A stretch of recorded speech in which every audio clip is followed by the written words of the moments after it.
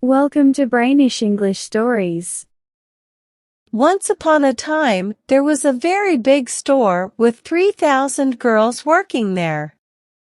One of these girls was named Macy, and she was 18 years old. She worked in the part of the store where they sold gloves for men.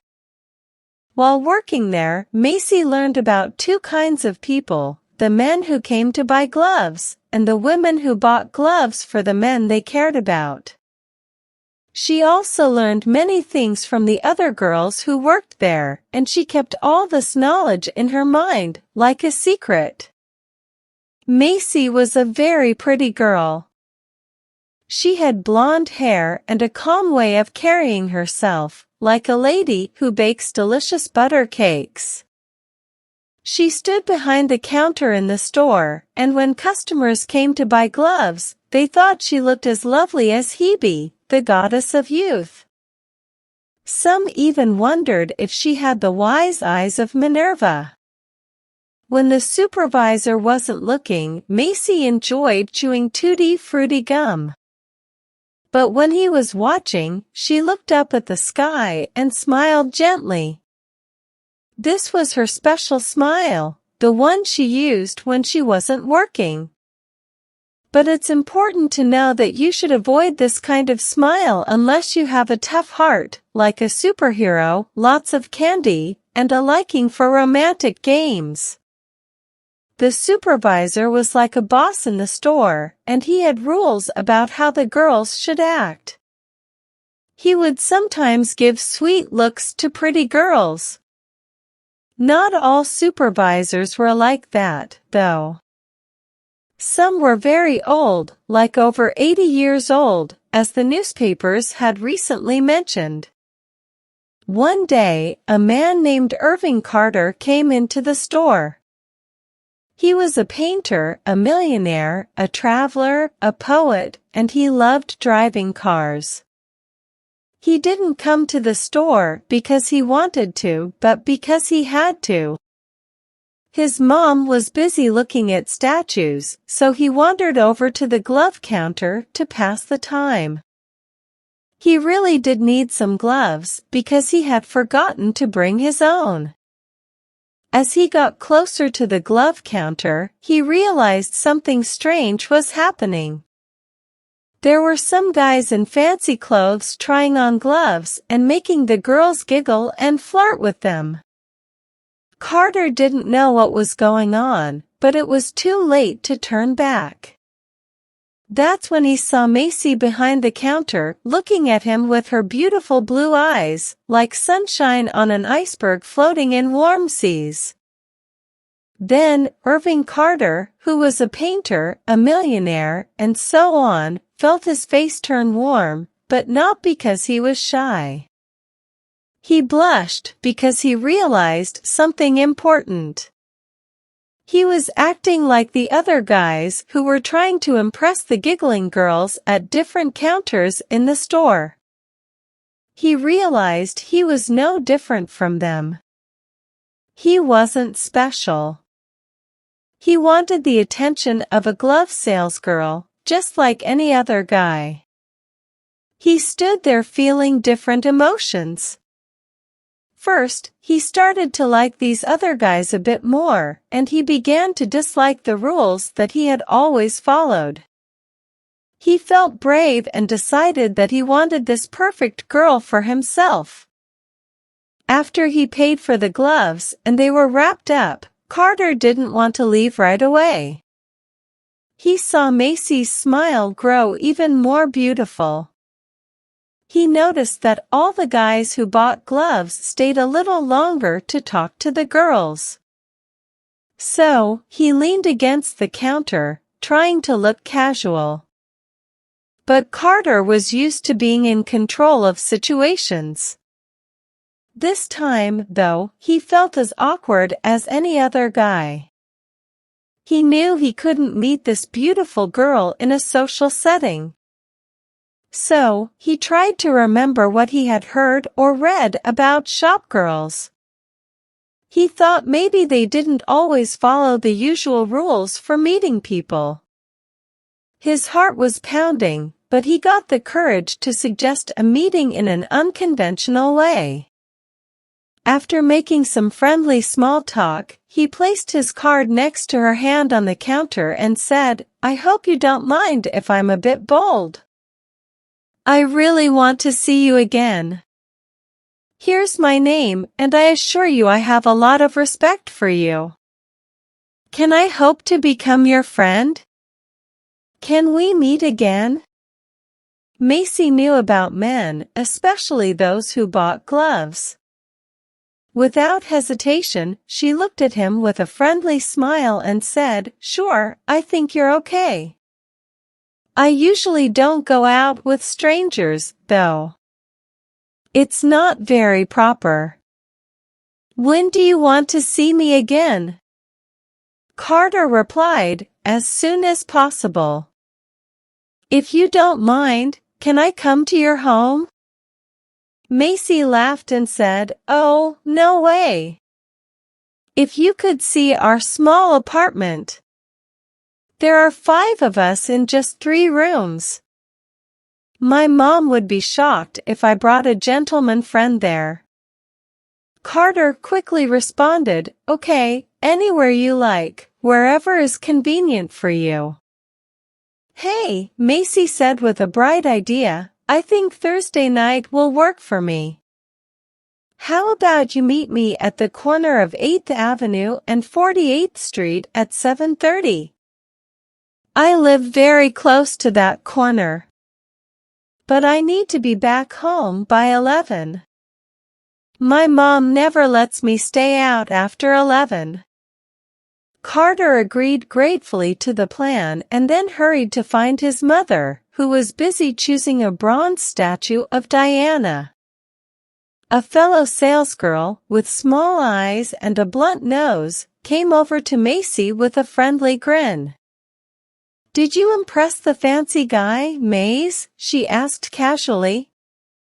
"He asked if he could come see me," replied Macy, feeling important as she tucked Carter's card into her blouse. "Permission to visit," repeated Small Eyes with a laugh. "Did he mention anything about dinner at a fancy place like the Waldorf and a ride in his car afterward?" "Oh, stop it," said Macy, tiredly. "You've been used to fancy things, I guess. Ever since that firefighter took you to a Chinese restaurant, you've acted like a big shot." "No, he didn't mention the Waldorf, but there's a fancy 5th Avenue address on his card. And if he's buying dinner, you can be sure the waiter won't have a ponytail." As Carter drove away from the biggest store with his mother in his electric car, he felt a dull ache in his heart. He knew that he was in love for the first time in his 29 years of life. But the fact that the person he loved so easily agreed to meet him at a street corner made him uneasy. Carter didn't understand much about shopgirls. He didn't know that many of them live in small, cramped rooms or crowded homes. The street corner is like their living room, the park is their fancy garden, and they are just as confident in those places as a wealthy lady is in her fancy room. 2 weeks later, in the evening, Carter and Macy walked arm in arm into a small, dimly lit park. They found a quiet bench under the trees and sat down. For the first time, Carter put his arm gently around her. She leaned her head against his shoulder and sighed with relief. "Whoa," Macy said, feeling grateful. "Why didn't you do that sooner?" "Macy," Carter said seriously, "I love you very much. I'm asking you to marry me. You've gotten to know me, and I hope you trust me. I want you, and I can't imagine my life without you. Our backgrounds don't matter to me." "What's the difference?" Macy asked, sounding curious. Well, there really isn't any difference, Carter replied quickly, except in the minds of people who don't understand. I can give you a life of comfort and luxury. I have a good social standing, and I have enough money. They all say that, Macy remarked. They promise you the world. I bet you work at a food store or spend your time at horse races. I'm not as naive as I seem. I can show you proof of everything, Carter said gently. I want you, Macy. I fell in love with you the first time I saw you. Everyone says that, Macy chuckled. I've heard it all before. If a guy fell for me the third time he saw me, I might start to like him. Please don't say things like that, Carter pleaded. Listen to me, my dear. Since I looked into your eyes for the first time, you're the only woman I've thought about. Oh, you're quite the joker. Macy smiled. How many other girls have you told that to? But Carter didn't give up. Eventually, he reached the tender, delicate part of the shopgirl's heart that was hidden beneath her beautiful appearance. His words touched her even though she tried to keep her guard up. She looked up at him with eyes that really saw him. A warm feeling spread across her normally cool cheeks. She was trembling, as if she were about to give in to the feelings of love. She began to realize that there might be more to life than what she experienced behind the glove counter. Carter noticed this change and seized the opportunity. Will you marry me, Macy? Carter whispered gently. We can leave this big, crowded city and go to beautiful places together. We'll forget about work and business, and life will be like a never-ending vacation. I know the perfect place, I've been there many times. Imagine a place where it's always summer, with waves gently lapping at a beautiful beach, and everyone is as happy as children. We'll sail to those shores and stay there as long as you want. In one of those far-off cities, there are magnificent palaces and tall buildings filled with beautiful paintings and statues. Instead of regular streets, the city has canals, and people travel in.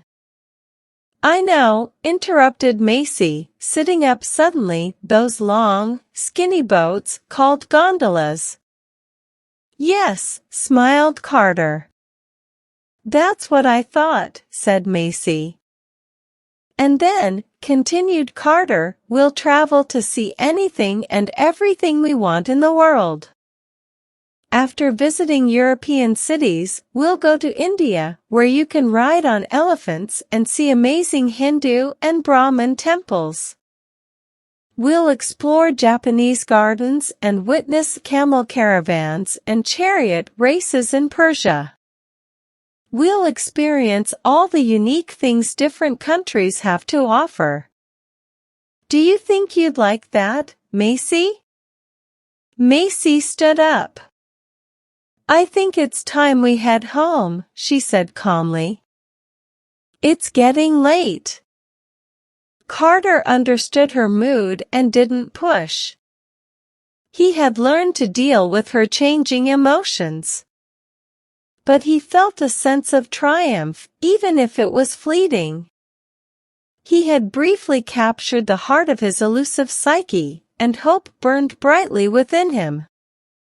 Once, she had let her guard down and held his hand. The next day at the biggest store, Macy's friend Lulu cornered her near the counter. How's it going with you and your fancy friend? Lulu asked. Oh, him? Macy replied, patting her curls. He's out of the picture now. You won't believe what that guy wanted me to do. Join the theater? Lulu guessed eagerly. Nope, he's not that generous, Macy chuckled.